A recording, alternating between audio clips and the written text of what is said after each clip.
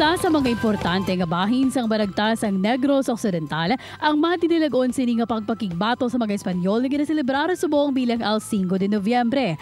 Apang hindi pareho sa iban nga revolusyon, ang paghulag nga ginpangunahan sa mga Negrense nga sanay Aniceto Lacson, Nicolas Goles, Juan Araneta kag Rafael Ramos ang nangin malinong. Ang istorya sini ang balikan ta sa Spotlight. Mga puso sa bungagang makasaysayan ng 5 de Nobyembre sa Negros Occidental, tutukan natin sa ating Spotlight. Hi there mga puso, welcome back. You're still watching GMA Regional TV Early Edition. This morning mga puso, bisita natin ang chairperson sa Negros Occidental Historical Council, Anay Konsehal, sang Silay City Local Government Unit, kag tagpamuno man sadto sang DOT sa Western Visayas, Solo Locsin. Sir, first question. Ano ba ka-importante kag ka-espesyal ini ginatawag nga 5 de Nobyembre para sa aton yung mga Negrosanon? So kung ang Pilipinas may Independence Day, June 12, 1898, ang Negros Occidental ga-celebrate sa kanya independence sa November 5, 1898. And very special gini siya sa aton tungod kay ang 5 de Nobyembre initiated the Negros Republic, which means ang Negros lain nga pungsod compared sa Philippines, and it is the first democratic exercise in Asia. Anong rolyo naman sang Silay, Talisay, Bagos City sa pagsulong sa separado nga Republika sang Negros? So ang Silay is center sang Revolutionary Committee. So ang Silay is what they call cradle of the revolution, kay dira na ang headquarters nila. So ang Talisay is also the home of General Aniceto Lacson, the first president of the Republic.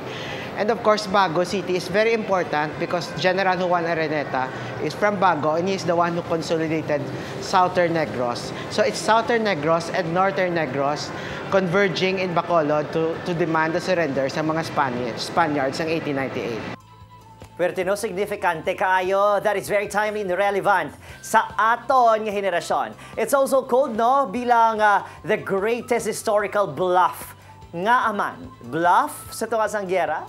Kay isa sa rason nga na ang mga Kastila sang una nag-surrender is ginkulbaan sila sa mga kanyon kag armas ng mga revolusyonaryo nga rolled amakan mananggilik ang ginpintahan, and when they were assembled, especially under the forces of Juan Araneta from Bago, ginbutang na siya nayon kung diin subong ang Lupit Church. So from the tower of the San Sebastian Cathedral, nakita nila nga kadamo kanyon nga palapit sa Bacolod City. So pagkita nila sang kanyon, nag-surrender sila. So isa naman na-avoid ang bloodshed because there's actually a bluff na may mga kanyon nag-aabot pakadto sa Bacolod.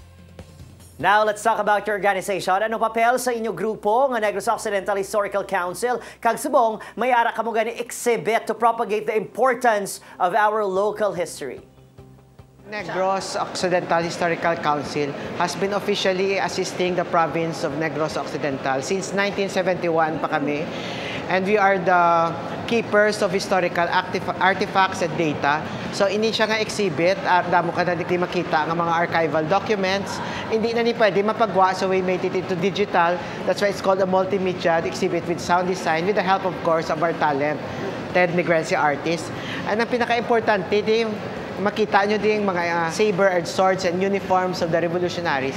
But most important is ang flag sang revolution, Ari di Subong. It's a 125-year-old flag carried by the revolutionaries, especially under General Juan Araneta. So gintago ni siya sang isa ka officer sang revolution, si Lieutenant Alicio Icalina from Valladolid. So iyan ni mga descendants nag-donate sa amon sang ini nga flag. Ano ba naglaylain nga tikang sa inyo grupo agun matipon pagid ang mga ginakabig naton nga remnants of our past? Basi we can contribute in our local repository. So ang amon opisina is also a repository of so many historical documents. We are actually trying to gather stories of people from all walks of life.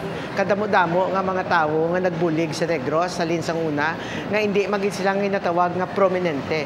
But they contributed so much, so it's important that you share to us these documents and we put together the story of Negros. The story of Negros nga halin sa lain-lain nga mga bayan. Sir Solo, this is very symbolic to our freedom as a country. What's your challenge sa atin mga kapuso? Especially, we have to touch base basically on our history in order to move forward as one people.